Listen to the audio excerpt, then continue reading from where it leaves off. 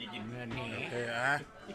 ให้ผู้กินเงินตัวเบ้ามันยังไง โอ้มาเด้อบักม่วงเห็นบ่นี่ งานยังนี่ครับ มื้อนี้เป็นงานศพงานเงินดี โอเค บ่เป็นงานศพดอกศพบ่ได้อยู่นี่ เออ มาแล้วพากันมากินมาทานมาเล่นน้ำกันพี่น้องยังป้องปายมาพบกันให้ความอบอุ่นมีหยังก็เว้ากันสิกินบักม่วงให้เบิ่งคันมันบ่นั่นน่ะเอาเบิ่งเด้อบาดนี้สิเอาแท้ๆได้นี่บ่ได้ลิ้นนะนี่กินแท้ๆได้นี่อืม คักส้มมาดิส้ม โอ้ทั้งกรอบทั้งแซ่บทั้งสมเอาอีกคำหนึ่งคักหลาย เรื่องจมบ่ให้ว่า บ่มักกินแซ่บด้วยนี่เนาะ เรื่องจมบ่ได้ว่าเลย กินแซ่บด้วยนี่ เรื่องเผ็ดกับเผ็ดเอา งั้นบ่ พอแล้วจะไปหากินได้ไหม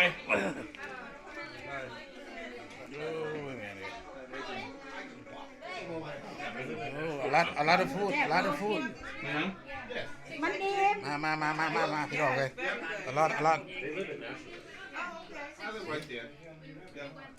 นี่จะพาเพิ่นจะพาเพิ่น โอ้ที่ไปเอาเครื่องมาถ่ายเลย It's a nice place. Yeah. No doubt. Yeah, that's good. All right. อันนี้ก็เป็นข่าวเสาร์น้อยหนึ่งพี่น้องเลยเนาะ ข้าว พี่น้องพี่น้องเสียก็เลย เอาหมูเอายังมาที่เขากินทานนำเป็นก็เฮ็ดอาหารสู่กินเลยแขกมาหมูกันหลายหมูกันอาหารการกินเป็นข่าวเสาร์น้อยหนึ่งเด้อพี่น้องเด้อบ่ได้อันนั้น มาส่งครบกูเลยหน่อย กระหมูเฮ็ดมานำเหมือนบ่หมูก็เฮ็ดมาซอยนำเนาะ ลูกหลานลูกหลาน Bye. เห็นมาคนละเล็กคนละน้อยซอยตีนซอยมือกัน I am trying. อันนั้นเจ้าของประพิษเปิดอะไรที่อันหนึ่งไม่กันสั่นไม่กันสั่นเจ้าของลืมมาขอโหลดตบลุ่มลงอยู่หัว Where's that? Where's that? What's name? เสียใจนำเนาะพี่น้องโอ้ยขาดผู้หนึ่งไปแล้วแกโศกเศร้าแล้วพี่น้องเอ้ย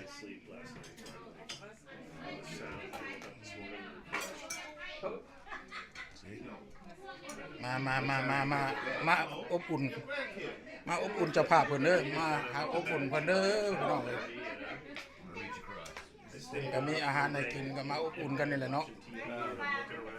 ย่ำเนี่ยเนาะกัน หลายอาหารการกินมีหลายเลยแมว มาให้กำลังใจกัน ให้กำลังใจกันขอบมกขอบใจหลายๆพี่น้องกองฝ่ายมงคลลูกหลาน แม่นแหละ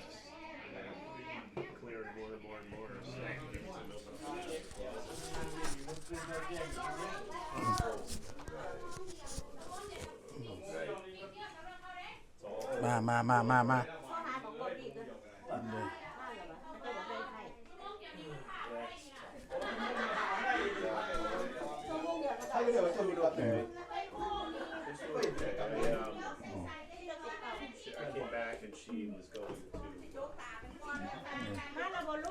อาจารย์ยูทูบขวดก็มาคือกันเนี่ยโอ้ยไม้ตัวนี้มันจากสั่นเลยไม้ตัวนี้ของเมียบ่ได้เอาเมียใส่กินกาแฟกับโตนี่สั่นเลยเขาบ่ได้กินหน่อยกินกาแฟเนี่ยสั่นได้ไหมบ่เห็นคลิปปืนโดนเลยได้เนี่ยว่า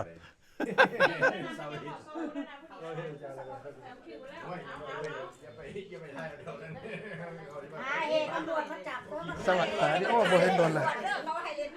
บ่ได้เอาลงดอกมีแต่วิดีโอซื่อ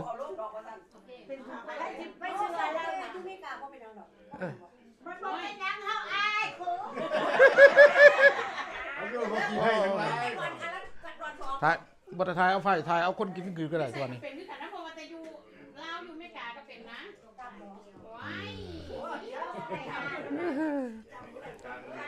มาอันไหน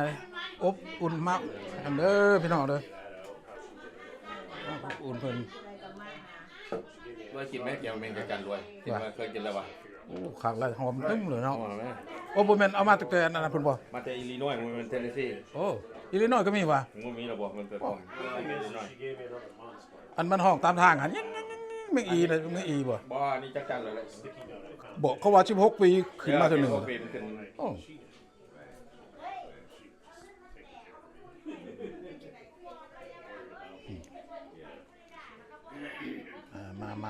มากินทานนำกันเด้อพี่น้องเด้อ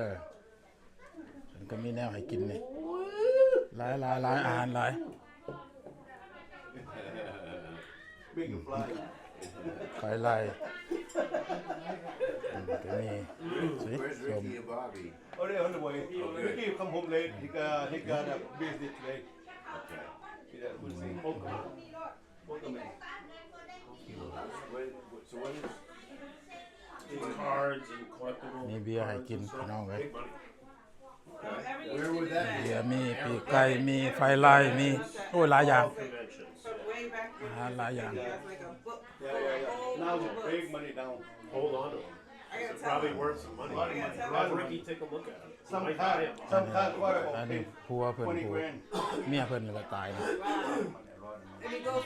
เมียเพิ่นเสียนี่ No, he ผัวเรานี่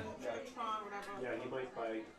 them. อันนี้เป็นลูก buy it and sell it. That's what he ลูก did. เพิ่นเสีย tell Aaron to go in the garage and get him because he had, Yeah, when he don't lived in throw the them house, he ลู had ก a ลู full กเพิ่นเสีย stack Yeah, full. don't He throw was- them out. มาเฮ็ดอยู่บ้านลูกพี่น้องเอ้ย Get him in the book. Yeah. Go on. Let me show you. Ricky, give it up. Give you a value. Maybe You know he'll- what? maybe he'll buy some. I would have hold แต่ว่าวัฒนธรรมเขาเจ้ามันบ่คือกันคนลาวเฮาเด้อคนอเมริกาเขาเจ้าบ่งั้นบ่หยังกันนะ The big tall one. I had a son this year. เฮาก็มาเฮ็ดอยู่เพื่อนป้ากับเพื่อนลุง That's what Ricky did. Did you? น้องเมียหมอนี่เป็นคนเป็นเสียชีวิตนะ I can't remember, but this is when I wasเป็นน้องเมียหมอนี่เป็นน้องเคย big guy in there with หมออเมริกา the thing on the tree. แต่ว่าเพื่อนมันบ่เขาบ่เอาแขกเอาหยังไปแบบนี้วัฒนธรรมเขาเจ้าบ่มีเวลามีคนเสียแล้วครับอยู่กับเขาเจ้าแหละเขาเจ้าบ่เอาผู้นั้นผู้นี้มาคนเฮาเอาผู้นั้นผู้นั้นมา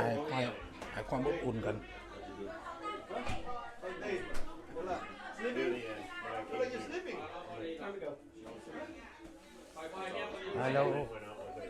Hello guy Wow you weak more than your father now huh? You weak more than him Yeah Where your girlfriend? No girlfriend yet? Yeah? Not yet.